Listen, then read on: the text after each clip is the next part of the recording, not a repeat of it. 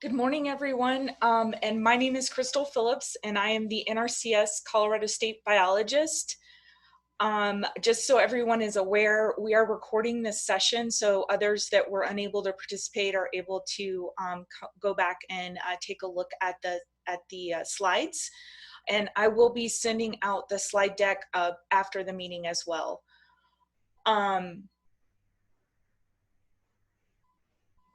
This session is at the request of our partners, so I'm really hoping that it's informational and that it meets your expectations as a participant and member of the State Technical Committee Wildlife Subcommittee for Colorado.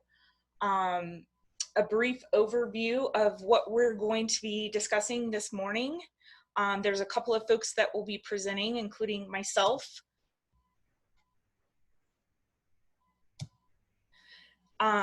Seth Gallagher is going to kick us off with Restore Colorado.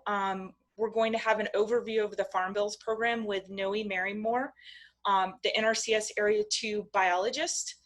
And I'm going to talk a little bit about the role of the Wildlife Subcommittee, an explanation of your role as a member, and a schedule for the reevaluation of Colorado's Working Lands for Wildlife initiatives. And there's 3 that are currently going to be reviewed in the next month. And then towards the end, the last hopefully 30 to 45 minutes, we'll have a question and answer session.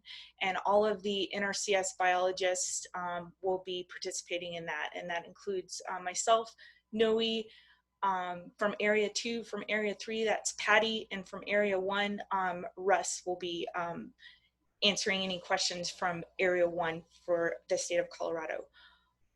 All right, with that, I'm gonna go ahead and turn it over to Seth. Well, thanks, Crystal. Can everybody hear me okay? Crystal, do you have me on audio? Yes, I can hear you. Cool. Let me just get set up here real quick with a quick screen share.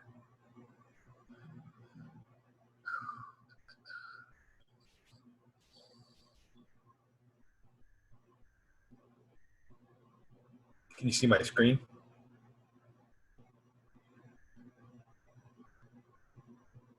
Crystal?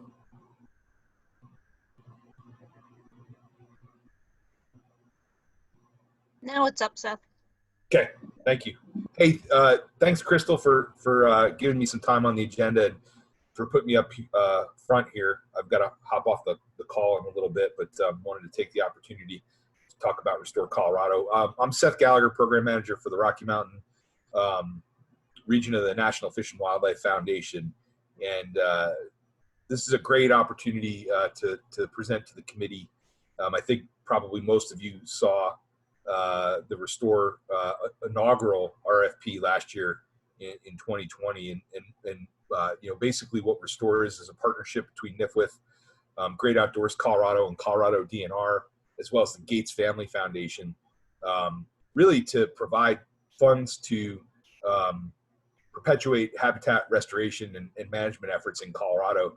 You know, historically, Colorado's done a really tremendous job conserving open space with you know, lotto dollars through GOCO and whatnot, but there hasn't really been as of late, a competitive grant source for restoration and management type activities for wildlife habitat in the state. So we kind of look to our partners in other states like Utah and their watershed restoration initiative, which is in the tens of millions of dollars a year now. And so they're really moving the needle for a lot of resource concerns in that state with a committed funding source to habitat restoration. And so we put our heads together with some folks at GOCO and DNR and again, Gates Family Foundation, and came up with this Restore Colorado program. And the intent of it was to develop a funding source where our partners who were delivering conservation on the ground in Colorado could go essentially for a one-stop shop for habitat restoration needs. You know, what we ended up seeing was when we were putting grants on the ground in Colorado, and when our partners were granting in Colorado, we'd often see our funding sources used as match. And there was sort of a collective will of the group to maybe streamline some efficiencies in regard to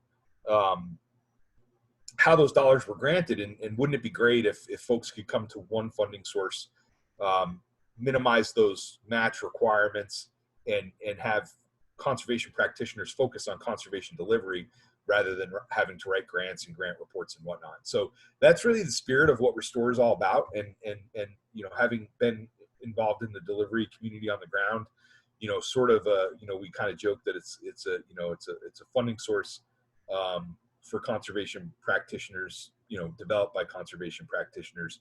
If we could have a sort of the most streamlined program that we could, what would it look like? And Restore is an attempt at that. And so we are in our second year. Our first year was wildly successful. We had about $2.5 million available to grant for that program. And we had 58 applications come in. So we were well above our prescribed amount of funding that was available. And so we were only able to fund, I don't have those figures in front of me, but I think we funded between 12 and 15 projects statewide, out of those 58. So it was really competitive. We saw a tremendous amount of need for the program. And that was really what I think resonated with the group, was that there was no shortage of great projects that were in need of funding. And thank you all to those of you who applied. For folks who, were successful in getting it and not successful, we would love to visit with people who submitted last year about their projects and concepts, and are there ways to maybe improve and resubmit for this year. And then for folks who were awarded Restore funding, we look forward to getting those agreements finalized here in the near future and getting that work put on the ground. So year two, the RFP actually came out on Tuesday. So I will put the link to that RFP in the chat section, so you can click to it directly. I'll do that here. I can't walk and chew gum at the same time here. So as soon as I'm done talking and going through this page, I'll go ahead and put that link up. But the full proposals are due at the end of October, Thursday, October 29th. Other important dates for this round are Tuesday, August 18th at 1 p.m.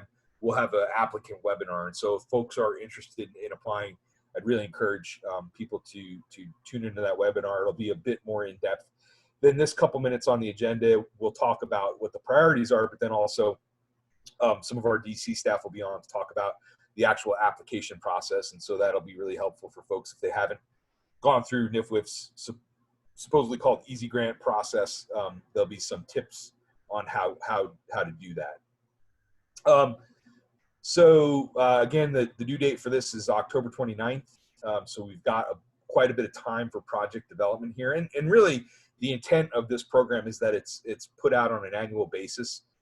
We are hoping to sort of stay on this fall RFP timeline so that partners can reliably think about Restore coming down the pike. And as you're working with your partners throughout the year and developing projects, you don't have to necessarily wait till September or August when the RFP comes out. You can kind of be thinking 12 months a year about, hey, what would a good Restore project look like? And then when the time comes for the RFP to roll out, you're ready to move and insert an application. Last year it was way fast. It was only like open for 3 weeks, and so we definitely wanted to give folks more time to work on solidifying their partnerships and their projects and getting those submitted. Just real quick, I'm not going to spend a ton of time on the program overview. I would just say that if you are interested in applying, one of the best things you can do is reach out to myself or my coworker Kirsten Neff. If you have a riparian or wetland geared water project, reach out to Kirsten. If it's more in light of terrestrial work, sagebrush or grasslands, go ahead and reach out to me. But there's a number of priorities, a lot of priorities: riparian wetland areas, river corridors, eastern Colorado grasslands, sagebrush rangelands, big game winter range and migration routes, and then also some forested projects that have some specific geographic sideboards on those. Again, we'll talk more detail on the webinar, and there's more detail in the actual RFP. So I'd encourage folks to visit on that. But really, what we're trying to do is also encourage programs at a landscape scale. And I know everybody sort of struggles with what landscapes mean, what that means.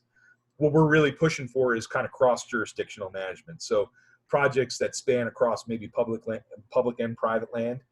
So, could be Forest Service, BLM, State Land Board, across private, state wildlife areas, all, so thinking beyond just a postage stamp project and thinking about a project that benefits more of a community in the sense of of a mixed ownership is kind of how we're trying to define that landscape definition. So keeping that in mind when you develop projects and potential applications is important.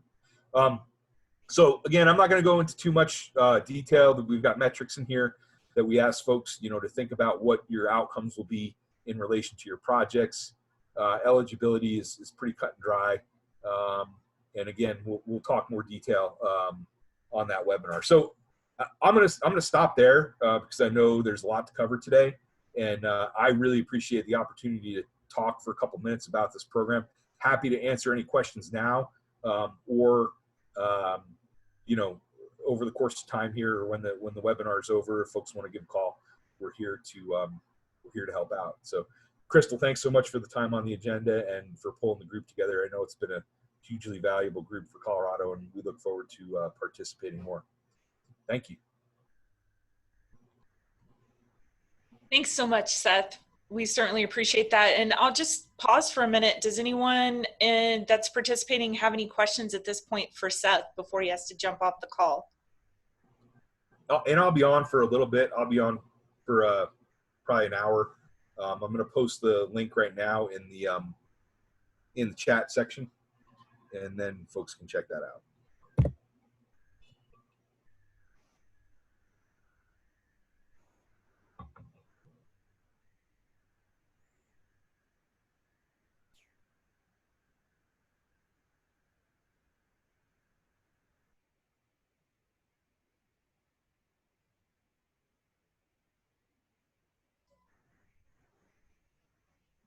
All right, if we have no questions for Seth, we'll move on to Noe Marymore's presentation on Farm Bills overview.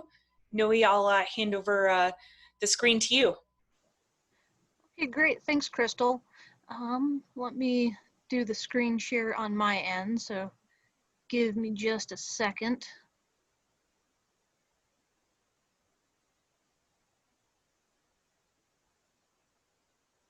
And same sort of thing, Crystal, if you don't mind letting me know when everyone can see the slides.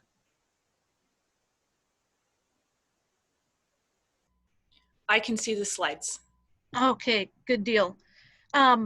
Fantastic. Well, again, thanks everybody for hopping on the call this morning.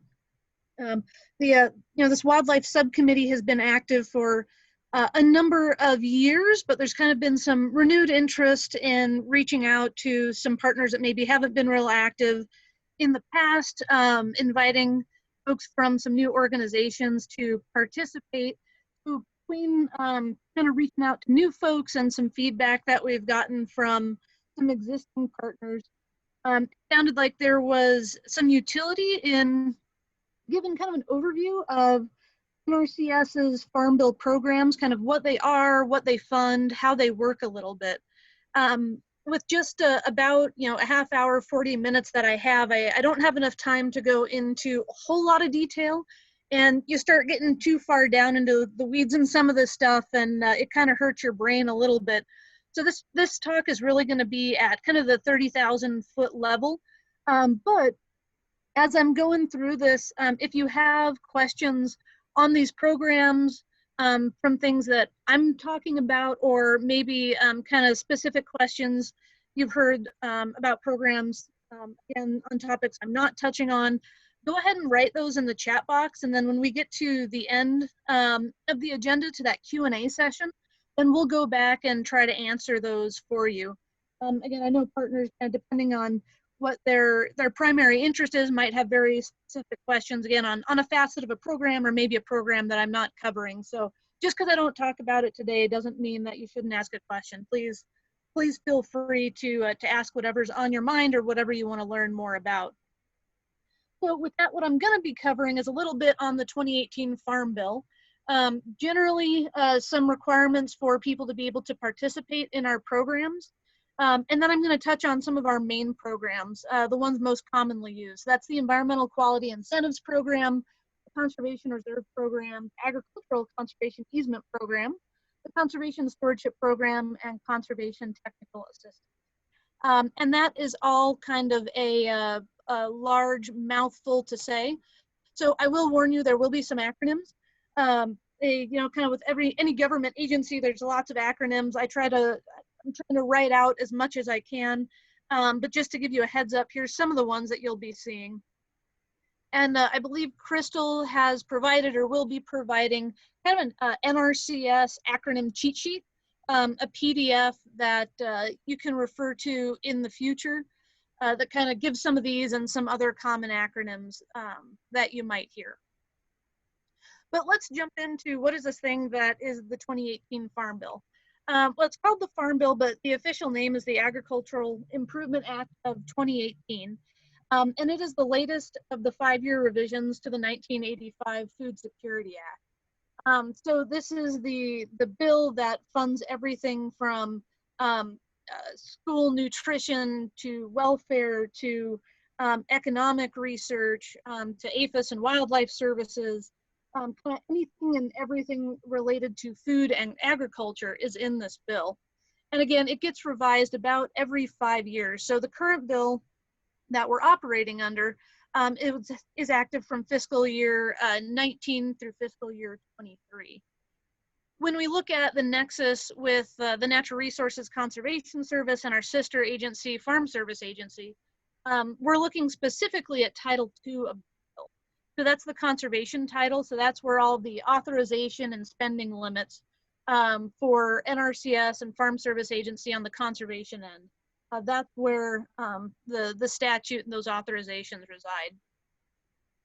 And just to give you a little bit of a picture of the full Farm Bill. So this is just a pie chart of all of the authorized spending in that Farm Bill. And one thing just to kind of put into some perspective is, the large portion taken up about 75% of the spending in the bill is nutrition. So again, welfare payments, school lunches, women, infant, children payments. And then if you look at kind of that gray slice, conservation is 7% of the Farm Bill. So that's that Title II spending right there.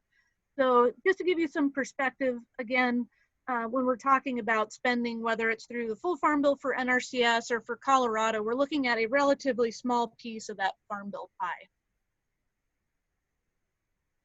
So NRCS has a whole host of different programs out there. They're primarily focused on agreements with private landowners or operators on private land. There's some commonalities in terms of eligibility requirements for landowners to be able to participate in these programs. They do vary by individual program, but I just want to highlight kind of 2 of the main ones that are fairly consistent across programs. The first one is that applicants have to be in compliance with what's known as the highly erodible lands and wetland compliance provisions of the Farm Bill. Essentially, without getting too far into the weeds here, what this means is that the operator on that land or the landowner has to farm to some accepted minimum erosion levels if there's farming going on those fields. And these provisions also limit basically the manipulation of wetlands for farming purposes. It doesn't totally prohibit that, but it kind of puts some sideboards on how and if that can happen. So that's one of the primary provisions. The other one is most programs have what we call the adjusted gross income provisions. So essentially there's just an income limit for people to be able to participate. So you have to have an income of less than $900,000 unless 2/3 of that is from agricultural operations. Again, there's some rare exceptions to the AGI, but in general, for folks to participate, these are going to be 2 of the main things that they've got to comply with. So let's jump into the first program. This is one that probably folks are most familiar with. It's one of our biggest programs. So the Environmental Quality Incentives Program. You got to have your acronym. So this is lovingly known as EQIP. What the program does is it provides financial incentives and technical assistance to implement conservation activities on agricultural lands and non-industrial private forest land. So what that means is our staff goes out, they work with the owner or the operator of that property to help assess and make recommendations on how to solve some kind of natural resource issue. It might be soil organic matter depletion, it might be a wildlife habitat concern, it might be forest health. But we come up kind of with a game plan with that landowner on how to treat that concern. And then this program finds some funding to do that.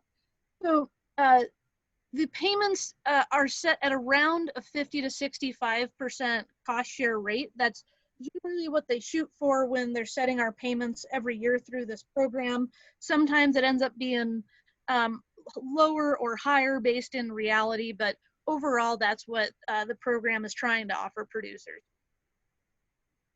And the contracts are generally lasting 2 to 5 years. Again, there's exceptions for those to go longer, but most of our contracts are in that range, just depending on what that landowner is going to be doing on their land.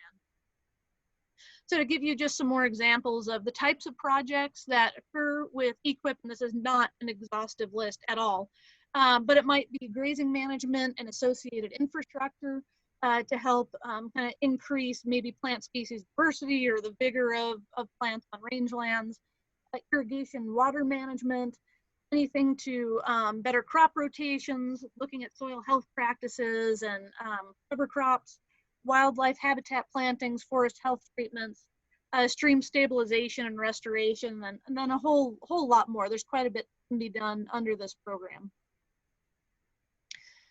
In terms of kind of the specific eligibility for EQIP, we're looking at the applicant has to be either the landowner or the operator of the land. The land has to be used for agricultural production or non-industrial private forest land. We are able to work on public lands through this program if the application and who we contract with is a private lessee. So we have had, and we commonly have EQIP contracts, for example, with lessees on state land board land. Less commonly, though, it's happened on Forest Service and BLM land. So applications to this program are taken by our field offices year round, but they're generally batched once a year. So every application that we've received up to a given date, we kind of do a cutoff, and then we look at all those applications. We rank them competitively. So based on what the landowner wants to do, it kind of gets put into different funding pools, whether it's grazing land or wildlife or a cropland situation. And then those projects are ranked, and then the highest ranking projects are funded based on how much funding we're given that year. There is some ability for local producers through conservation districts and other partners to help provide some feedback on what our spending priorities should be through this program. Local conservation districts are supposed to convene what are called local working groups, which is where they get together kind of active partners in maybe a 1 to 2 county area and solicit feedback on what do we think, in this smaller geographic area should be the top resource concerns that we're trying to treat with EQIP money. And then those suggestions are sent back to the NRCS state office for consideration. Just to give you a little bit of a breakdown, according to the Farm Bill, there is some kind of basics on how money needs to be spent.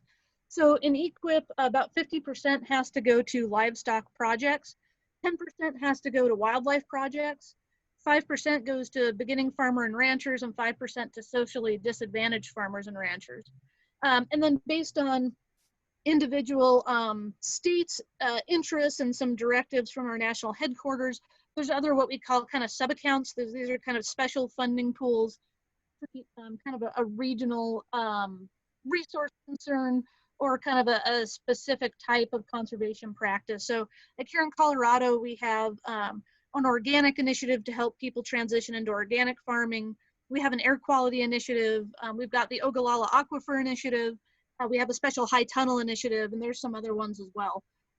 Kind of give you an idea of some spending limits and then some special emphasis areas.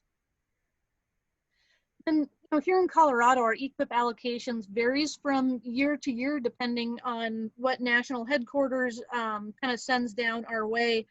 The number has bounced, generally between 30 to 40 million a year over the last few years.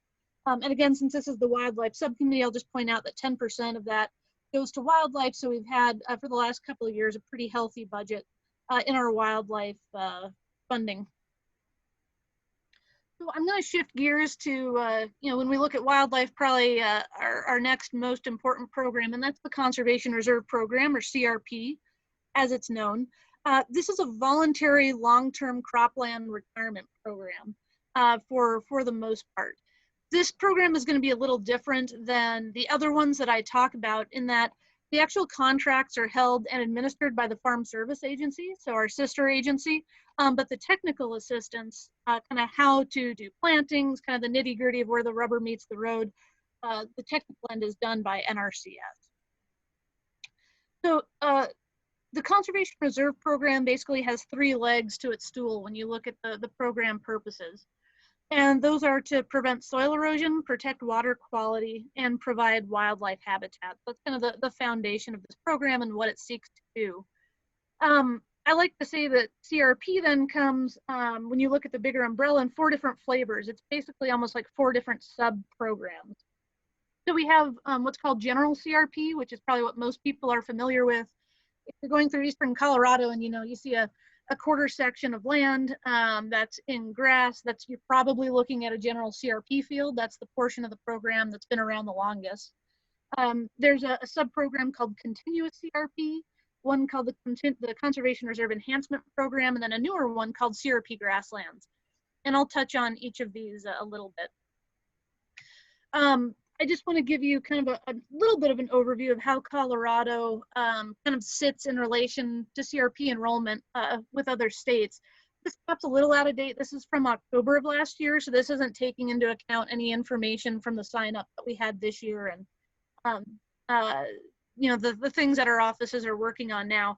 But just so you can see kind of the very eastern tier of counties here in Colorado, down into the Texas Panhandle is kind of one of the core CRP areas in the nation, that Southern Great Plains region. In Colorado, it really is one of the states leading when we look at CRP enrollment. On the flip side, looking at expirations, because we do have a whole lot of CRP in eastern Colorado, we are susceptible to impacts from expiring acres. And again, this map is from October 2019 of last year. We did have a general sign up this summer, and we're working on those contracts now. So we've kind of stemmed the tide of some of these expirations by re-enrolling fields, but we're looking at another big expiration year coming up in fiscal 21, and we'll see how signups kind of where those all shake out after the next general sign up. But again, we have a lot of acres in eastern Colorado, but it means we're also susceptible to seeing those acres come out of the program. So general CRP, again, this is what folks are most familiar with. So this is 10-year contracts with landowners or operators. The land has to meet a very specific cropping history. It must fall into kind of some different crop or grass cover requirements for a specific set of years. And then with this, the important thing is that for the length of the contract, it's planted to permanent vegetation, and depending on kind of the different variations of what landowners sign up for, those seed mixes and the cover requirements, they differ a little bit. But the important thing to know is this is going to be in permanent vegetative cover for the 10-year contract. So there's 2 payments through this program. One is the annual rental payment. So the landowner is going to get a payment every single year. It's a rent payment. And what that dollar figure is kind of based on a combination of what kind of soils they have on their property, and also what the county cash rental rates are for that area. So the idea is to make CRP somewhat competitive with cash rental rates so that landowners want to participate in the program, and then the better quality soil that you have on a field, the higher the payment is, and the lower quality soil, the lower the payment goes. And then at the start of the program, there's also 50% cost share for landowners that need to basically do their plantings and establish the permanent vegetation. So enrollment in general CRP is open once a year. It is a competitive ranking process through a system called the Environmental Benefits Index, or EBI. And so again, all these offers get ranked. The National FSA office then says, okay, this year we're going to take everything that maybe meets 220 points and above, and then everyone that scores that and higher is offered enrollment into the program. With general CRP, the contract holder is required to maintain the quality of this planted cover over the life of the contract. So, you know, they're not supposed to be allowing it to turn into a monoculture or lose diversity. Basically, if it's planted to a specific set of requirements, it needs to be maintained as such. There are some opportunities for some economic uses on these fields. Right now, we have quite a bit of emergency haying and grazing going on because of drought in eastern Colorado. When that happens, there's typically haying and grazing opportunity with no financial penalty. Outside of drought, if landowners want to hay and graze, there may be a financial penalty just because they are taking some economic use off of that and also receiving a program. So their rental payment may drop a little bit for 1 year. But just again, to give you kind of a big picture overview. So continuous CRP is kind of one of these other sub-programs of the Conservation Reserve. It's really designed at smaller conservation practices. So looking at things like windbreaks, field buffers. In Colorado, we've used this to buffer small playa wetlands, small pollinator plots. So things that are, you know, generally we're looking at, you know, maybe 20 to 30 to 50 acres instead of a general CRP sign up where maybe we're looking at 200 to 400 acres. CRP, it gets its name because applications are taken anytime on a first come, first served basis. So general CRP, again, it's a competitive ranking process where you have to get your application in by a certain date, and then you're ranked. And if you score well, you're given a contract. Continuous CRP is a landowner can come in the door today, and if whatever they want to do, say they want to do a playa buffer, if we have that available, we're going to take that application, process it, and get them into a contract fairly quickly. So it's not competitive. Depending on what the landowner wants to do, the contracts vary from 10 to up to 15 years. And again, the payments are fairly similar to general CRP. You're going to get an annual rental payment, again, based on soil quality and the county cash rental rates. However, because these are smaller, generally more environmentally sensitive areas, like wetlands or these small pollinator plots, they get, how they calculate these rental rates is just a little bit higher than general CRP. Again, there's cost share for establishing vegetation at the get-go. One thing that I want to point out, it's not its own program, but since, again, this is a wildlife group, it's worth talking about, is you're going to hear the term CRP safe if you mingle in the CRP world very much. This is one of the strangest acronyms. So STAC stands for State Acres for Wildlife Enhancement. I'm not entirely sure where the W went. It used to be a specific practice under that continuous CRP program that I just discussed. In the last year, it's moved out of continuous CRP, and it's now essentially a cover type that landowners can sign up for in general CRP. And if a landowner chooses this option, they're going to get some additional ranking points. So that's the incentive for them. The benefit to the wildlife resource is that there's special seed mix requirements because these are very targeted to specific species. Wildlife species.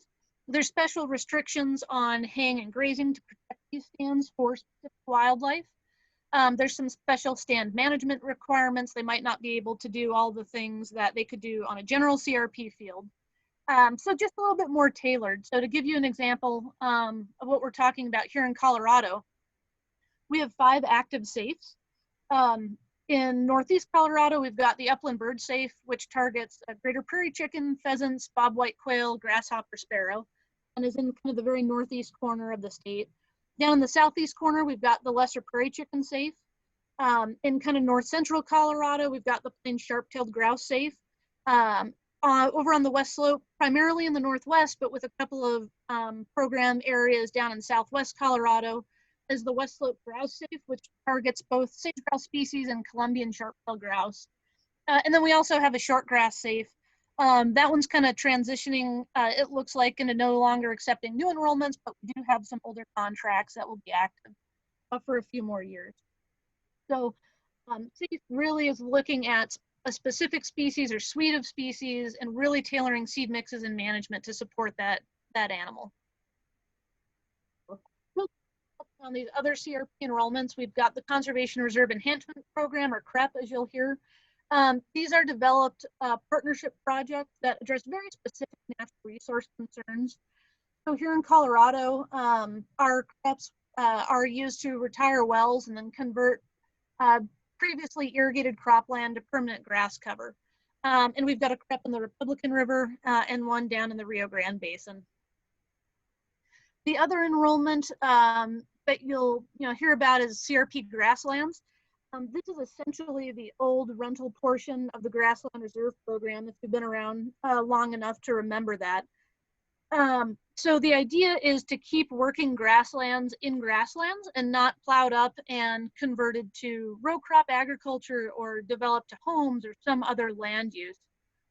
So in this program, the applicants are getting annual rental payment, and if they're grazing, they're following an NRCS grazing plan that's maintaining the current range quality that's out there. And these are 10 to 15-year contracts. But again, this is a working lands program, so it doesn't have the haying and grazing restrictions that a general CRP has. So the next program is our easement program. It's known as ASEP, and it's got essentially two different sub-programs or two different parts. So one is the Wetland Reserve Enhancement. This was previously known as the Wetland Reserve Program. And the other is the Agricultural Land Easement Program, which used to be FRPP, Farm and Ranch Land Protection Program under the previous Farm Bill. In the 18 Farm Bill, these just kind of got merged under one umbrella and the names changed around just a little bit. I'm going to talk mostly about WRE just because, again, this is more of a wildlife focused group.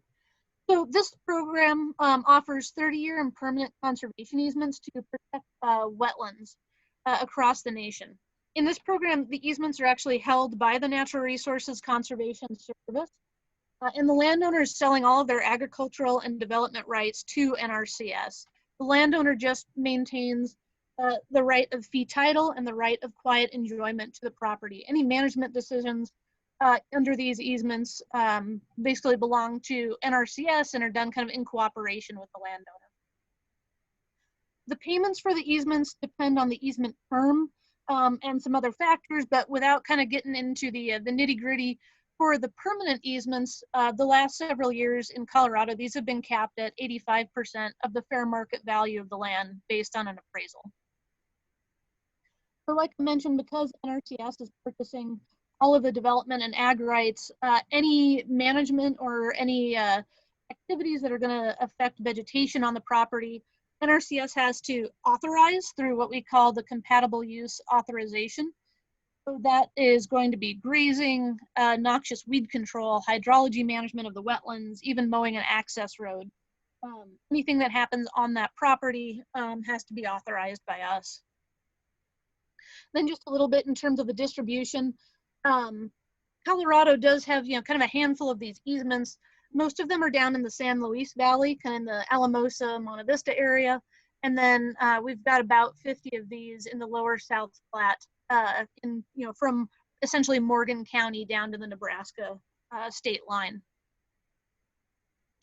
In terms of ALE, so this is kind of the other leg of our conservation easement program. So this is looking to protect working farms and ranches, again, from primarily development. But unlike WRE, where NRCS holds the easement, this is essentially a grant program to land trusts or third-party easement holders. NRCS does have some language in that easement deed, but essentially we're not the ones that are the primary caretakers of those easements. It's more of a cooperation with land trusts. On these, because these are working lands programs, typically just the development rights are purchased and not that agricultural right. In terms of eligibility, what this program is looking for is farms that contain prime or unique soils, which are specific NRCS designations that we have. They might have important archaeological or cultural resources on them. And again, they've got to be working lands to protect that ag use. So I'm not going to delve real deep into ALE, just kind of wanted to give you guys this brief overview. So the next program is the Conservation Stewardship Program. This has kind of gone, since its inception a couple of farm bills ago, through some transformations. The slogan that it used to have, and kind of what it's still trying to do, is to reward the best of the producers and motivate the rest. So what the program aims to do is provide some compensation or reward to landowners for the conservation work that they're already doing on their land now, and then incentivize some additional conservation practices for the landowner to adopt. So as part of their eligibility, they've got to meet a minimum threshold of conservation being done when they apply to the program. And if you're a glutton for punishment, you're more than happy to call me sometime and we can go to how that's calculated. But it's more than what we have time to delve into today. So they've got to meet this minimum threshold, and then before the end of the contract, they've got to start addressing a couple other resource concerns that have not been addressed on their land. So they're getting paid for what they're doing so far, and then they've got to also start implementing a couple different activities. These are 5-year contracts that do have good opportunity to renew into a second 5-year once that first contract is up. With these, a landowner has to put all of their ag land that's in the operation. They can't just pick and choose a field. Any operation, all of the land that is kind of working together, be it a big ranch or several farm fields, all of those have to be offered. And this is also a competitive ranking process program. So again, payments are really based on how much conservation is being done on the type of land use, whether it's farmed, ranched, that they have. But to kind of give you some perspective, the annual payments are capped at $40,000 a year through this. And again, these contracts are 5 years. There are some wildlife specific activities that are fairly common in CRP. So the ones that we see landowners adopt are typically like wildlife friendly haying practices, some small pollinator plantings, a couple acres in size, some wildlife-friendly grazing management, creating snags for tree roosting bats, leaving standing grain for wildlife feed. These are some of the more commonly used activities in this program. Then lastly, I just want to touch on conservation technical assistance. Most of this talk has been focused on these cost share programs or financial assistance programs, but NRCS is also available just as a technical resource to landowners. We do have some very knowledgeable staff, so we can come out and assess resource concerns for a landowner on their ground, help them develop a conservation plan, give them some guidance on things that they could do to assess or to treat those resource concerns, improve what they're doing, and that's at no fee. So kind of a free consulting service to landowners. And once they have that guidance, if down the road they want to implement that, maybe say a couple years later, then they're more than welcome to come and apply for our program. But we want to make sure that folks are getting the information that they're interested in. So this technical assistance is available at any time. So with that, that's everything that I wanted to cover. I know it was a lot and is probably kind of rudimentary for some of you and maybe is brand new to some others. So again, I would just say, as you're sitting here pondering, put some questions in the chat box. Feel free to contact myself or Crystal after this if you've got some specific program questions. If we can't answer those, then we'll for sure get answered and get back to you. So thanks for bearing with me here. And Crystal, I'm going to stop sharing and turn this back over to you.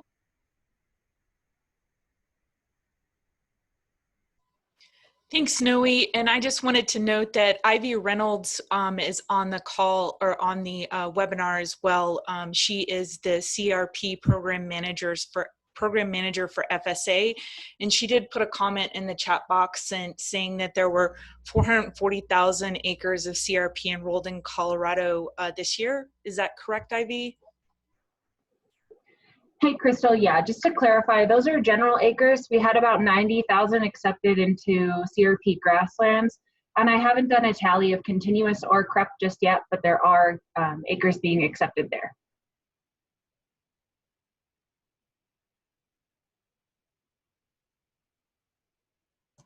Thanks, Ivy. So I'm just going to do a short pause here while I get my slides up. Apologies.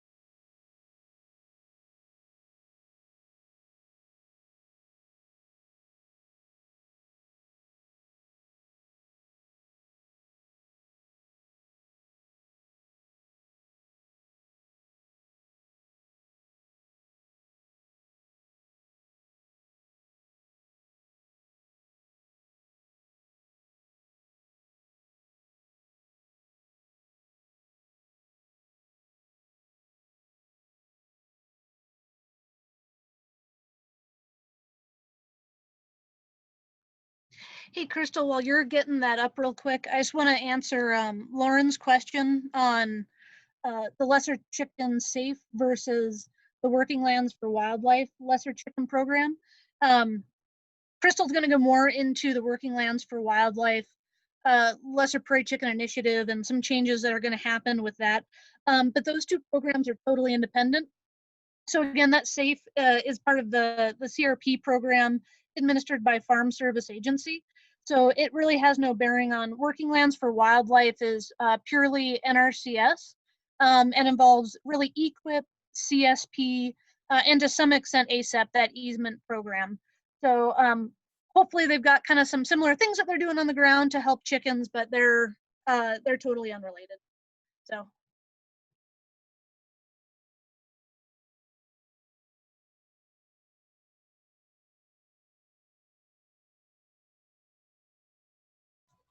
Thanks, Noe. Apologies for my technical difficulties here. I'm new to Zoom, so thanks for your patience. So, and thank you, Noe, for answering that question. Please feel free over the course of my presentation to type any questions in the text in the chat box, and I will answer them towards the end. Thanks.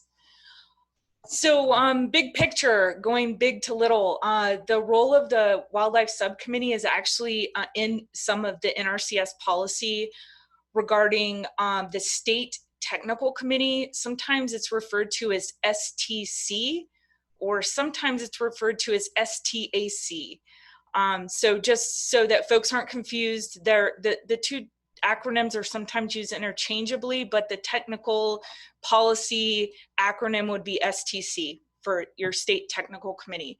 So just, I will be providing some resources at the end through email. So hopefully that'll be helpful if you want to go back and kind of, if you're a policy wonk and want to get into the nitty gritty of the policy, I will share those links with you.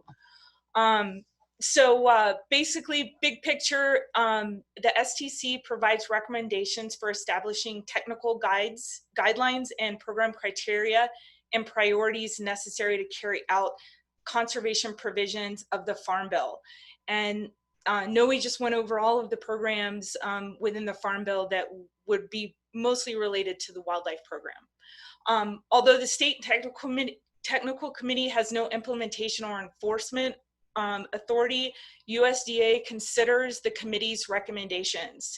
And for the state of Colorado, Clint Evans is the state conservationist, and he chairs the STC. And its members are composed of individuals and groups who represent a variety of natural resource sciences and occupations, including soil, water, air, plants, wetlands, and wildlife. The technical NRCS State Technical Committee policy defines purpose, responsibilities, and membership composition within their policy program manual. And so I can provide that link. It's in manuals title 440 programs, and then I can provide the part, it's subpart C. It's very lengthy, but I'll provide that at the end in an email. So this is like big picture. So specific to Colorado, stand by, my slides are not forwarding. Okay, so big picture, the NRCS Colorado STC Wildlife Subcommittee. Presently, we had a change in subcommittee chair with Ken Morgan retiring from Colorado Parks and Wildlife. The current NRCS Colorado State Technical Committee Wildlife Subcommittee chairperson is Terry Finkhauser, and he is the Executive Vice President of Colorado Cattlemen's Association. His contact information is listed on the slide, and that's pretty new. And so I felt like this was a perfect opportunity to kind of introduce him as the new subcommittee chair in advance of our STAC meeting, which will be next week. So the purpose of the Wildlife Subcommittee is kind of couched in 4 major bullets, and we provide recommendations to the STC on landscape management to address wildlife issues across USDA NRCS programs within the state. And that includes incorporating priorities of Colorado State Wildlife Action Plans and similar plans. And that's typically done in concert with CPW, Colorado Parks and Wildlife. We also work to developing landscape management strategies to improve overall habitat function based on ecological site capabilities. And that would be seen in some of our other initiatives on a landscape level, such as Working Lands for Wildlife. Also, working together to advance wildlife initiatives, programs, and practices. So that comes in the initiatives that are at the national level, that are tiered to the state, as well as some of our state initiatives that have been set up over the past few years. Programs, big picture was provided by Noe earlier, and then practices, that's what we do on the ground. And there's, I believe, about over 150 different practices that NRCS implements. And then also maintaining and establishing program wildlife rankings, which was talked about by Noe under the EQIP program, as well as CSP. Priorities and geospatial focus priority areas within Colorado. And again, those kind of all tie together to tell the big picture. So your role as a member of the NRCS Colorado State Wildlife Subcommittee, three main words: inclusive, advisory, and collaborative. Conservation partners are integral to NRCS, as well as our state technical committee, and your membership is advisory in nature. So when there are asks for input, we're looking for, you know, science, your experience to provide the best foot forward on what we're leaning into or what we're looking at revising or refining across the state. Members are encouraged to participate in opportunities related to the before mentioned purpose, which I kind of outlined earlier. And then just kind of as an understanding, I know subcommittees and committees, a lot of times some are voting and non-voting committees, and just so that we're all clear that the Wildlife Subcommittee is a non-voting body. However, the chairperson will ensure that a collective recommendation is made to the STC, who is chaired by the state conservationist Clint Evans for the state of Colorado at present. And we'll identify if there were concerns expressed and or if there was not a unanimous kind of decision on an issue or a practice. Members are urged to bring forward any needs, comments, issues, or solutions for the NRCS Wildlife Subcommittee to consider and or address. And again, big picture explanation is inclusive, advisory, and collaborative. And I'll kind of pause there for a second. Hopefully folks are, I can't see the chat box, but hopefully if there are any questions around the Wildlife Subcommittee's big picture, little picture questions, please feel free to add them in the chat box before I pivot to the Working Lands for Wildlife. Okay, NRCS Working Lands for Wildlife, sometimes called WLFW. I won't say that acronym again, I'll kind of say it all out. Basically, again, big picture from a national level, it's a partnership for conserving landscapes, communities, and wildlife. It uses partnerships to target win-win approaches to improving agricultural productivity and enhancing wildlife habitat. How does it do this? We entered into a agreement with the Fish and Wildlife Service many years ago. I can't remember the exact date, but it basically allows us to provide some ESA Endangered Species Act predictability to on private lands. And it uses voluntary innovative approaches to benefit high priority habitat for targeted species of wildlife that are declining or listed under the Endangered Species Act. Through our Farm Bill programs, producers can receive technical as well as financial assistance to restore and improve habitat on their land while strengthening their agricultural operations. Working Lands for Wildlife gives peace of mind to participating producers that if they maintain the conservation practices and systems that benefit the targeted species, they can continue their farming, ranching, and forest operations and remain compliant with the ESA regulatory responsibilities for up to 30 years. And I did provide the link to Working Lands for Wildlife. That kind of gives you more in-depth specific to Colorado. And with that, I'm going to move on to what are we doing in Colorado. So that's like big picture what Working Lands for Wildlife does across the nation. So there are quite a few Working Lands for Wildlife initiatives in Colorado. We have our Sage Grouse Initiative, we have our Lesser Prairie Chicken Initiative, and we have our Southwestern Willow Flycatcher. And those are all kind of managed from the national level. And then we also too have a state-led initiative, the Cutthroat, Native Cutthroat Trout Initiative, which has kind of been on pause for a few years. My predecessor set that up, I believe, in 2017. And I'd love to kind of reinvigorate that in the near term. But as we are here today, we have been asked by our Western Working Lands Wildlife Coordinator we as a state, to reevaluate some of our initiatives. And so some of the criteria that I as the state biologist have been asked to tally and create smaller working groups around would be looking at our Sage Grouse Initiative spanning 5 years from FY 21 to 25. And basically what we're looking at doing with that is updating the existing conservation strategy to cover another 5 years. And if you're looking at the slide on the right-hand side, there's 5 different criteria that we're going to be looking at. Primary threats to the target, GIS files identifying the priority areas, any primary practices used for each threat, and annual acreage goals, and an estimated financial assistance needs from each Farm Bill program. So that is scheduled to occur next Monday, and there'll be 4-hour sessions, 2-hour presentation, past, present, and then that last 2 hours will be a discussion.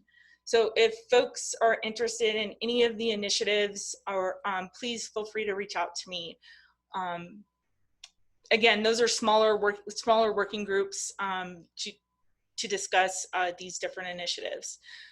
So the Great Plains Grasslands Initiatives, you may have noticed that I didn't mention that earlier, and that is because this is an agency-led effort to rebuild the Lesser Prairie Chicken Initiative, and including it into more of a landscape level Great Plains wide grasslands initiative.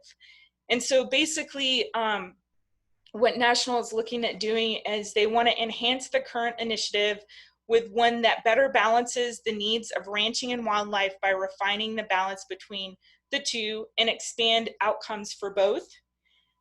They would like to address the primary grassland threats by increasing our measures of success to include rangeland productivity, ranch economics, and wildlife benefits. These efforts will invite landowners back to the table and give NRCS a renewed ability to deliver a more effective initiative. So I know that's kind of a change, an about face of what we've been doing over the past 5 years. So if folks are interested in that, please do reach out and let me know. We have tentatively well, actually it has been scheduled for Tuesday, the 18th of August. We're going to be holding a working session on that. Again, first 2 hours presentation, the last 2 hours open discussion. And then the last one is our Southwestern Willow Flycatcher. And that's basically to develop and update milestones for FY 21 and 20 through 23. And we haven't had a lot of enrollment over the past 5 years, but I know that there's a number of states that are interested in making this more of maybe a riparian initiative to include some of our other species, such as our yellow-billed cuckoo. So again, we're going to be looking at those five evaluation criteria, which are on the right-hand side of the slide. And all of this work is due by me in the Working Lands for Wildlife portal. Right now it's internal, but it's due by 1 September. So with that, I will pause and answer any questions.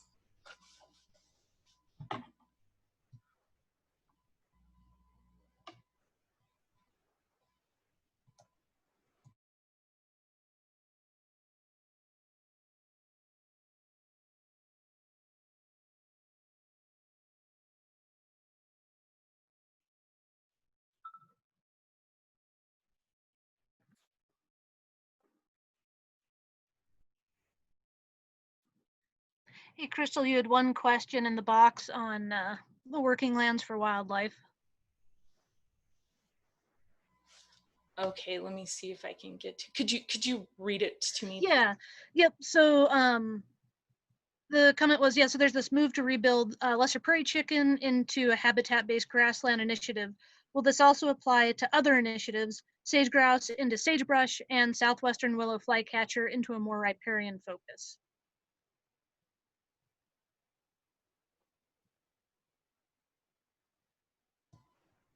Great question, Pam.